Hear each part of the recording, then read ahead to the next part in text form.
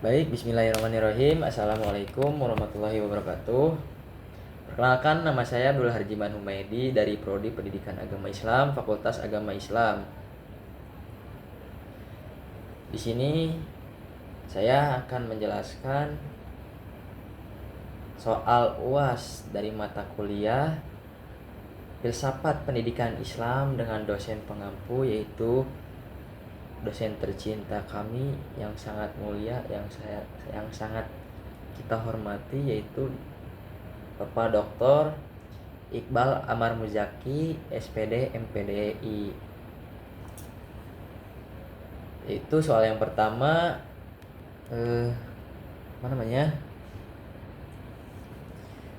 soal yang pertama itu demokratisasi pendidikan kerap dianggap sebagai jalan menuju keadilan dan kesetaraan belajar. Analisislah bagaimana prinsip-prinsip demokratisasi pendidikan dapat diterapkan dalam konteks pembelajaran pendidikan agama Islam di sekolah umum. Lalu evaluasilah tantangan utama dalam penerapannya di era digital ini.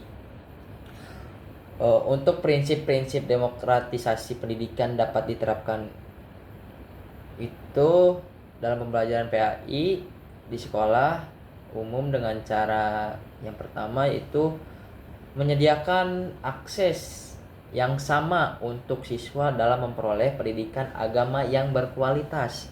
Yang kedua, mengembangkan kurikulum yang inklusif dan relevan dengan kebutuhan siswa.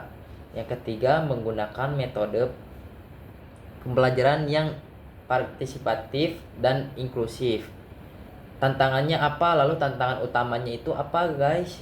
Jadi tantangan utamanya itu yang pertama, keterbatasan akses teknologi dan internet di beberapa daerah. Contohnya misalkan di daerah pelosok gitu.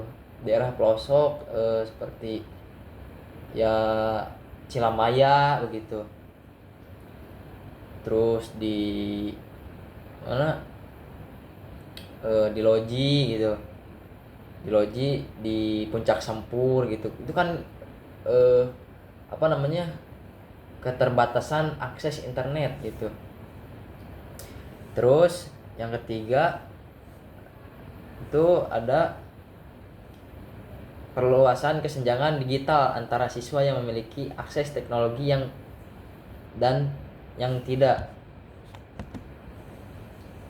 Terus yang ketiga ada literasi digital yang efektif untuk siswa dan guru.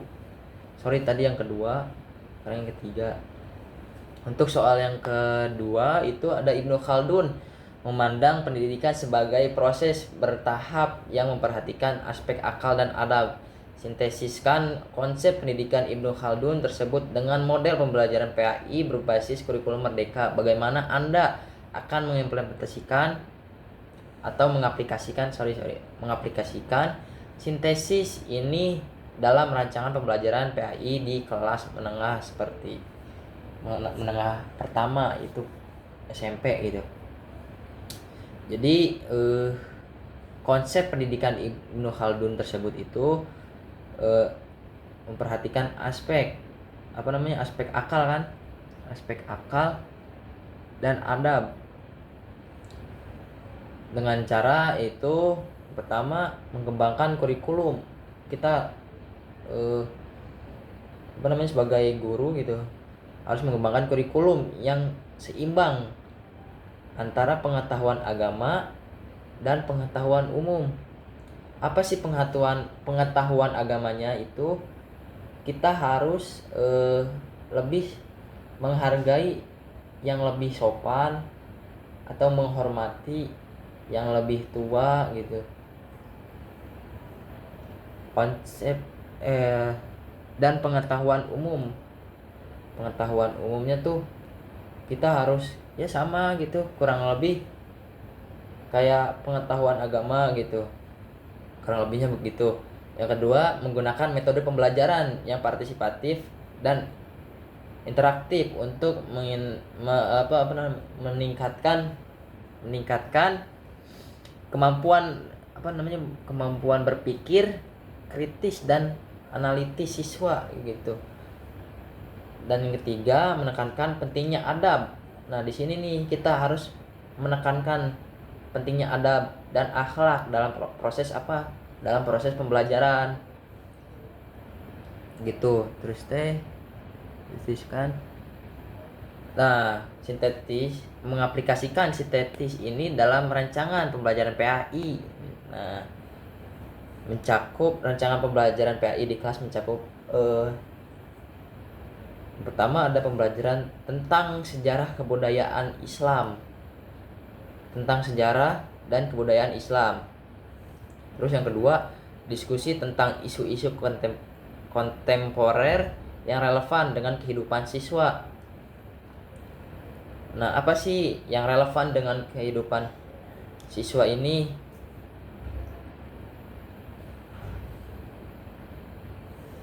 Yang ketiga, ada aktivitas yang meningkatkan kemampuan berpikir kritis dan analitis siswa. Yang ketiga, ada soal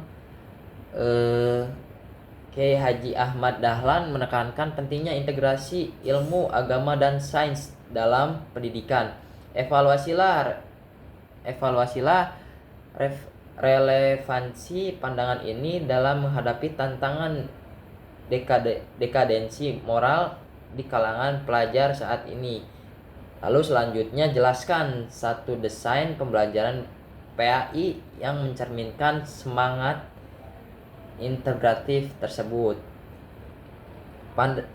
Pandangan untuk jawabannya itu pandangan Kiai Haji Ahmad Dahlan ini, integrasi ilmu, agama, dan sains sangat relevan kan dalam menghadapi tantangan dekadensi moral di kalangan pelajar saat ini. Integrasi ini dapat membantu siswa untuk memahami bahwa ilmu agama dan sains tidak bertentangan tetapi saling melengkapi. Desain pembelajaran PAI yang mencerminkan integratif gitu ya, tersebut dapat mencakup kan soalnya kan dapat semangat integratif tersebut. Pertama itu ada pembelajaran tentang konsep-konsep sains yang terkait dengan ajaran Islam. Kedua, diskusi tentang implikasi etis dari penemuan ilmiah gitu. Yang ketiga, ada aktivitas yang meningkatkan kemampuan berpikir kritis dan analitis siswa tentang hubungan antara agama dan sains. Itu tuh antara agama dan sains itu harus sama, harus seimbang, karena kalau tidak seimbang hanya sains saja gitu. Kalau hanya sains saja tidak dapat agamanya. Jadi hanya sainsnya aja gitu. Hanya file sainsnya aja yang dapat tuh, bukan agamanya juga gitu. Jadi harus harus seimbang gitu. Lalu soal yang keempat, Kiai Haji Hasyim Asy'ari menekankan pentingnya akhlak dalam pendidikan dan sikap tawadu terhadap akhlak pendidikan sikap tawadu terhadap guru. Analisislah pemikiran ini dalam konteks pengembangan karakter siswa dalam pembelajaran PAI. Nah, terus bagaimana nih penerapan nilai-nilai ini dapat mengatasi kritis keteladanan guru di era modern? Pemikiran Kiai Haji Hasyim Asy'ari tentang pentingnya di soal itu tentang pentingnya akhlak dalam pendidikan dan sikap tawadu terhadap guru sangat relevan kan. Untuk penerapannya itu penerapan nilai-nilai ini dapat membantu mengatasi atau krisis keteladanan guru di era modern. Penerapan nilai ini dapat dicakup atau dirangkum gitu, bukan dirangkum sih. Saya berpikir dan pernah membaca itu, yang pertama ada pembelajaran tentang akhlak dan etika dalam Islam. Yang kedua, aktivitas yang meningkatkan kemampuan siswa untuk mengembangkan sikap tawadu dan menghormati guru.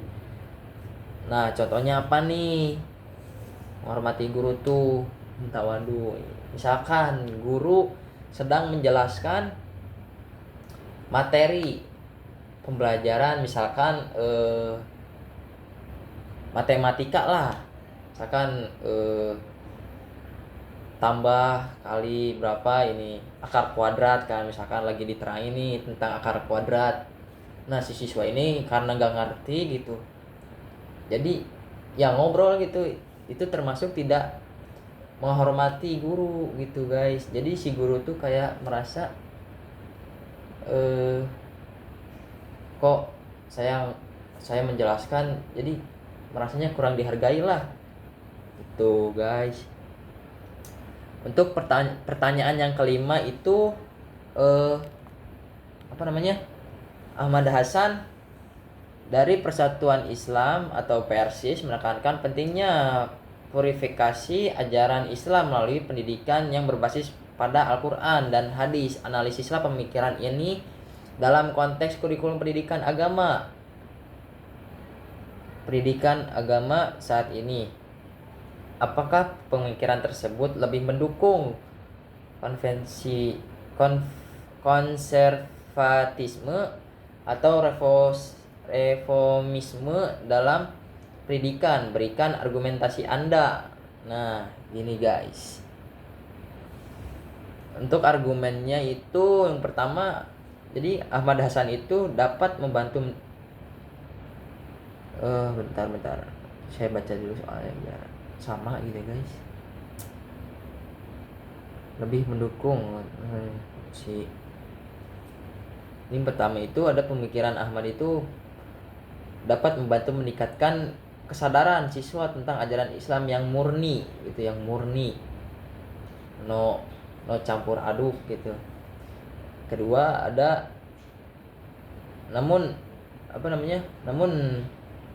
sini tuh pendidikan reformisme. Namun pemikiran ini juga dapat membatasi kemampuan siswa.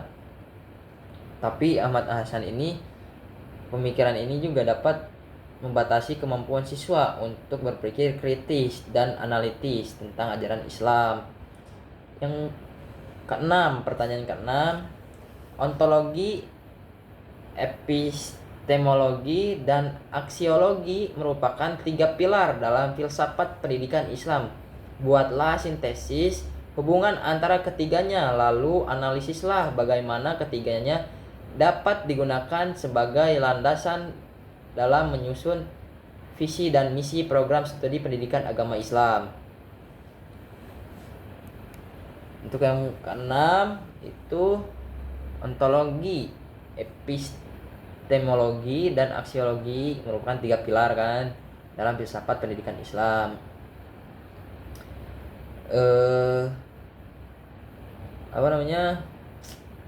Sintesis hubungan antara ketiganya itu dapat mencakup seperti ontologi menentukan epistemologi dan aksiologi. Yang kedua, epistemologi mempengaruhi aksiologi. Jadi saling berbalik gitu, saling berbalik gitu. Yang ketiga, aksiologi menentukan tujuan dan arah pendidikan. Nah, terus yang ketiganya itu dapat digunakan sebagai landasan. Jadi yang ketiga ini tuh seperti ontologi, epistemologi, dan aksiologi ini ketiganya itu dapat digunakan sebagai landasan dalam menyusun visi dan misi program studi pendidikan agama Islam dengan cara itu pertama menentukan tujuan pendidikan yang sesuai dengan ontologi dan epistemologi Islam. Yang kedua, mengembangkan kurikulum yang seimbang antara pengetahuan agama dan pengetahuan umum. Pengetahuan agamanya itu apa? Seperti rukun Islam atau rukun iman itu. Terus yang ketujuh, pertanyaannya itu Syed Naqid Al-Atos memperkenalkan konsep takdib sebagai orientasi utama pendidikan Islam. Evaluasilah konsep ini dalam perbandingannya dengan tujuan pendidikan nasional. Bagaimana konsep ini dapat diterapkan dalam penyusunan RPP pada mata pelajaran PAI.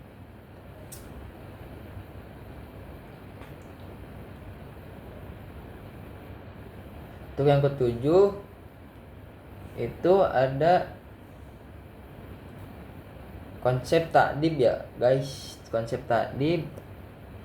Jadi konsep takdib ini lebih menekankan pada pembentukan karakter dan kepribadian si siswanya. Yang kedua, tujuannya apa sih? Tujuan pendidikan nasional lebih menekankan perbandingannya dengan tujuan pendidikan nasional. Tujuan pendidikan nasional lebih menekankan pada peningkatan kemampuan kognitif si siswa ini. Untuk penerapan konsep tadi dalam penyusunan RPP ini itu pertama ada menekankan pentingnya pembentukan karakter dan kepribadian siswa dalam proses pembelajaran. Yang kedua, mengembangkan kurikulum yang seimbang antara pengetahuan agama dan pengetahuan umum. Yang ketiga, ada menggunakan metode pembelajaran yang partisipatif dan interaktif untuk meningkatkan kemampuan berpikir siswa. Terus yang kedelapan itu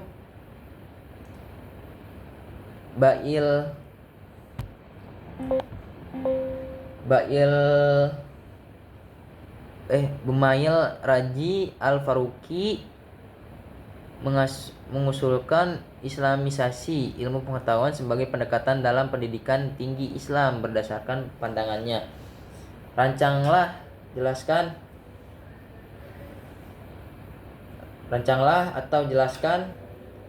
satu model pembelajaran interdisipliner antara PAI dan ilmu sosial, misalnya sosiologi atau ekonomi yang bisa diterapkan di sekolah.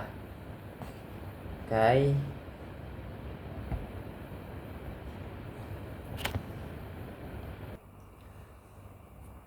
Roji Al-Faruqi mengusulkan Islami ilmu pengetahuan sebagai respon terhadap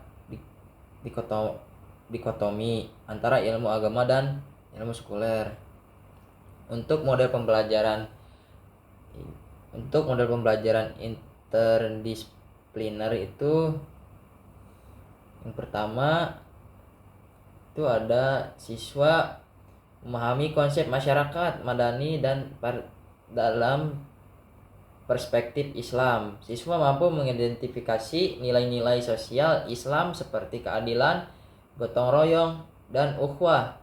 Jadi model pembelajaran interdisipliner ini kayak masyarakat madani itu dan nilai sosial Islam itu